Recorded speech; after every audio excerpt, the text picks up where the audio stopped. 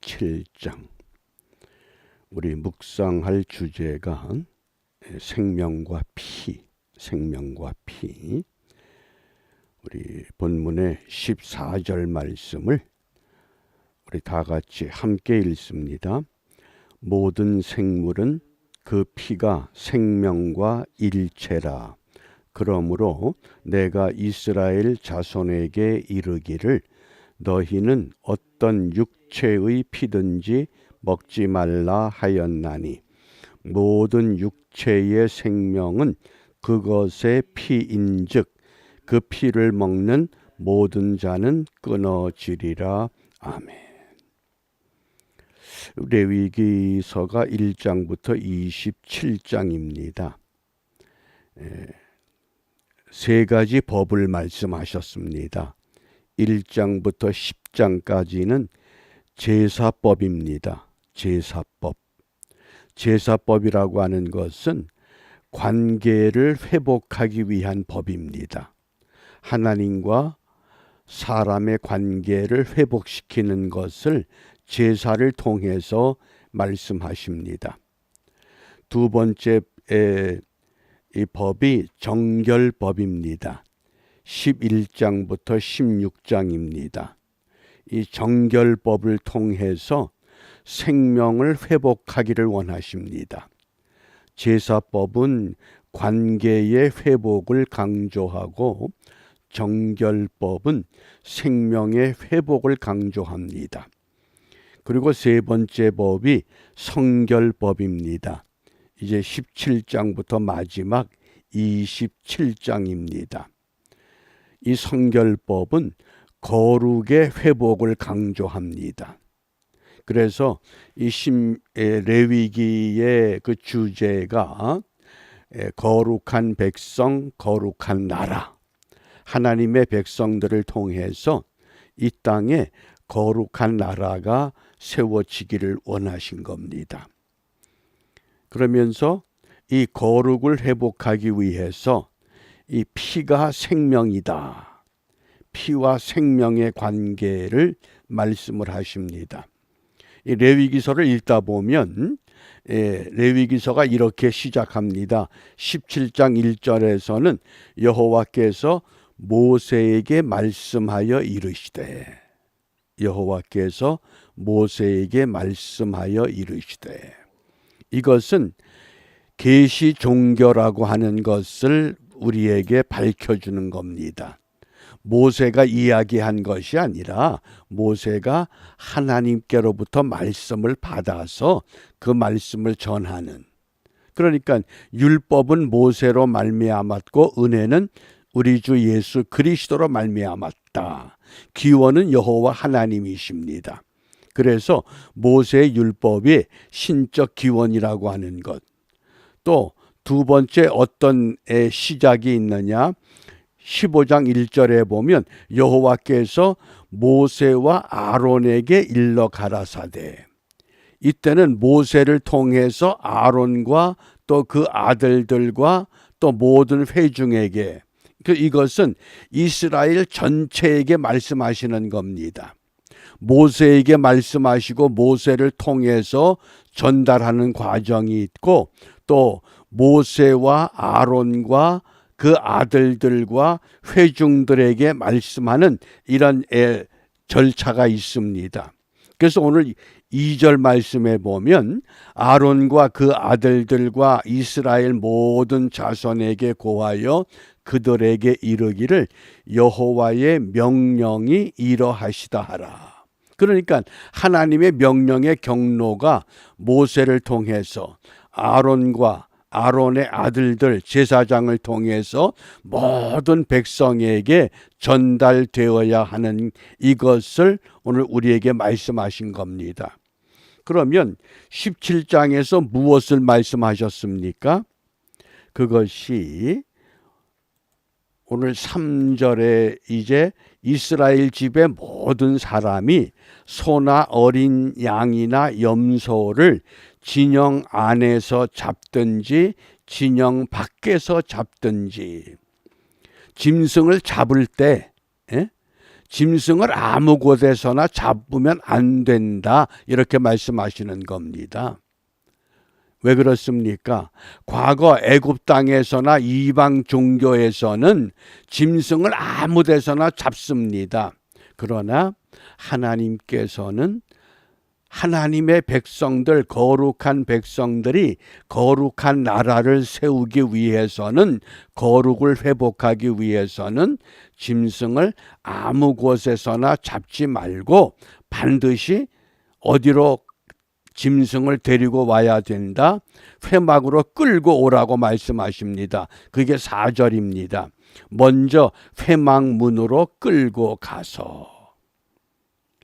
얼마나 불편하겠습니까? 그냥 자기 숙소에서 짐승 잡아서 먹으면 좋을 텐데 그러질 않고 반드시 회막으로 끌고 가서 여호와의 성막 앞에서 먼저 여호와께 예물로 드리지 아니하는 자는 피 흘린 자로 여길 것이다. 왜? 그가 피를 흘렸은즉 자기 백성 중에서 끊어지리라. 피와 생명의 관계를 말씀하신 겁니다. 하나님의 거룩한 백성들은 어떻게 거룩해져야 되느냐? 무엇에 의해서? 피에 의해서 거룩해질 것을 이미 이 말씀을 통해서 예고하신 겁니다. 그 피에 대한 생명이 어디에서 시작됐습니까? 창세기 9장에 보면 하나님께서 노아에게 모든 먹을 것들을 지정하실 때에 무릇 산 동물은 너희의 식물이 될지라. 채소같이 내가 이것을 다 너희에게 주겠다. 그러니까 모든 식물을 먹는 것처럼 살아있는 동물도 하나님께서 먹을 수 있는 음식으로 허락해 주셨습니다. 그때 단서를 붙였습니다. 창세기 9장 4절에 보면 그러나 고기를 그 생명되는 피채 먹지 말아야 된다. 그래서 피와 생명을 하나로 본 겁니다. 장차 그 피가 어떤 피가 되는 겁니까? 제사에서는 속죄의 피가 되었고 그 속죄의 피가 대속죄일 7월 10일 유대인의 모든 회중들의 피를, 그 죄가 1년에 한 번씩 속죄가 되지만은 그런 속죄가 아니라 그리스도의 속죄의 피 단 한 번의 제사로 영원한 속죄를 이루게 되는, 그러니까 이러한 것들을 예표하는, 그래서 피와 기름으로 희생 제사를 먼저 드려야 된다고 하는 것을 말씀하신 겁니다. 그래서 11절에 보면 육체의 생명은 피에 있음이라. 여기 참 재미납니다. 이 히브리 성경에 피라고 하는 것이 담이란 단어를 사용합니다. 담. 그런데 그 담이라고 하는 단어가 창세기 49장과 신명기 32장에서는 피가 아니라 포도즙으로 번역이 됩니다. 피가 포도즙이 됐습니다. 그러니까 우리 예수님께서 최후의 만찬의 자리에서 이것은 너희를 위한 언약의 피라고 하신 겁니다. 이미 그 피라고 하는, 그 담이라고 하는 그 단어 속에 포도즙이라고 하는 의미가 창세기와 신명기에서 이미 내포되어 있었던 겁니다. 그래서 오늘 11절에 보면 육체의 생명은 피에 있다. 그래서 피는 무엇을 상징하느냐? 생명을 상징합니다. 내가 이 피를 너희에게 주어 단에 뿌려 너희의 생명을 위하여 속하게 하였나니, 생명이 피에 있으므로. 피가 상징하는 건 첫 번째 생명입니다. 그 다음에 두 번째 피가 죄를 속하느니라. 두 번째 피의 상징은 속죄하는 겁니다. 이것을 잘 기억하시길 바랍니다. 첫 번째 피는 생명을 상징합니다. 두 번째 피는 속죄를 상징합니다. 그래서 여기 속한다라고 하는 카파르라는 단어가 덮는다, 가려준다 그런 뜻입니다. 아담과 하와가 하나님의 명을 거역하고서 벌거벗은 것을 알고서는 어떻게 했습니까? 무화과 나무 잎을 엮어서 그들의 부끄러움을 가렸습니다. 그 인위적인 방법으로 가렸는데 하나님께서는 어떻게 했습니까? 짐승의 가죽으로 옷을 만들어서 가려주었습니다. 그게 카파르입니다. 짐승의 가죽은 뭡니까? 피가 있는 옷입니다. 그래서 피가 죄를 덮어 생명으로 하여금 멸망하지 않는 방법을 말씀하신 겁니다. 노아가 방주를 만들 때 방주 안과 밖에 무엇을 칠했습니까? 역청, 그게 카파르입니다. 모세를 갈대 상자에 담아서 나일강에 띄울 때 그 갈대 상자에 무엇을 발랐습니까? 역청을 발랐습니다. 그게 카파르입니다. 그 역청이 카파르입니다.